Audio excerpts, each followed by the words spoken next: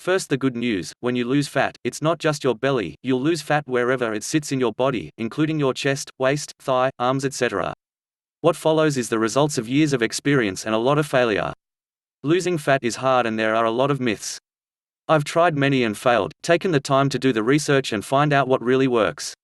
So, no theory, only real-life strategies that work. These are the things that I follow. Here are 8 strategies. 1. Take at least 20 minutes to eat your meal. If you do nothing else from this list, do this. Why is this so important? Once you start eating, it takes your body about 20 minutes to tell your brain that you are full. Once that message is sent, you don't feel like eating anymore.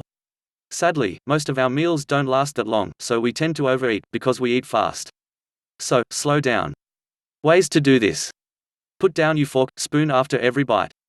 Chew your food at least 20 times. Don't eat while watching TV as you will not pay attention to how fast you eat. Set a timer for 20 minutes. 2. Fill half your plate with veggies. This is a simple rule. Every time you sit down to eat, fill half the plate with vegetables. Which one? Any will do, so long as you like it. Only exception is the potato family as they tend to be high in carbs. Any other veggies are okay. This strategy will make sure you fill yourself with healthy food that gives you a lot of nutrients, will keep you full because of the water and fiber in the veggies, and you'll find that it slows down your meal because veggies need a fair bit of chewing. 3. Eat veggies and protein first, carbs after. Put veggies on your plate first, then put protein. Last thing on your plate should be carbs like rice, roti, tortilla, pita bread, etc. Why does this work? Because you are putting the most nutritious foods first and leaving the worst, nutrient-wise, for last. Now remember that it's not bad to eat carbs, it's just that we tend to eat too much and then not enough of veggies and protein. By following this strategy, we fix that. If you want to skip the carbs, that's perfectly okay. 4. Have a glass of water before the meal. This is a great tactic to use before each meal. By doing this, you will be a little bit full before starting to eat. So when you eat, you will not be starving and choose silly foods. You'll make better decisions and will also not be able to stuff yourself. And no, this will not dilute stomach acid. Given the acid levels in your stomach, you will need more than 20 liters of water to dilute your stomach acid to a point where it interferes with digestion. 5. Get 45 minutes of activity every day. Does not matter what it is, pick something you enjoy and will do regularly. Don't pick something that you think is a punishment, that will backfire as you'll then end up eating more to reward yourself for the punishment. Regular activity, preferably outdoors, is excellent for health. You should remember that fat loss is mostly about food, so don't expect too much from exercise alone. But it does help, so doing it regularly will definitely help. Even walking is perfectly fine. You don't need a gym membership. Also, many people think that stomach crunches will reduce belly fat. That is not how the body works. When you lose fat, you lose it wherever the fat is on your body and the fat goes away in sheets or layers. So you don't need to, and cannot, target specific body parts. Just get activity that is mild to moderate intensity, that makes you sweat and leaves you a bit out of breath. 6. Sleep at least 7 hours every night. This is most underrated element of fat loss. If you don't get enough sleep, your body will store fat. This is the opposite of what you want. You want to burn fat. But to do that, your body must not be under stress.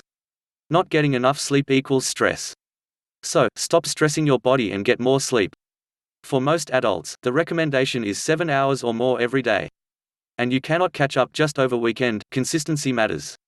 Try naps if you cannot get enough at night. 7. Eat fruit, don't drink it, i.e. no juices. It's very easy to get too much sugar through juices, so best to avoid them. Here's an example: a glass of orange juice has 4 to 6 oranges. You can drink that juice in 2 minutes. Can you eat that 4 to 6 oranges in one go? I guess not. Fruits are rich in fiber, so it's very hard to eat too much.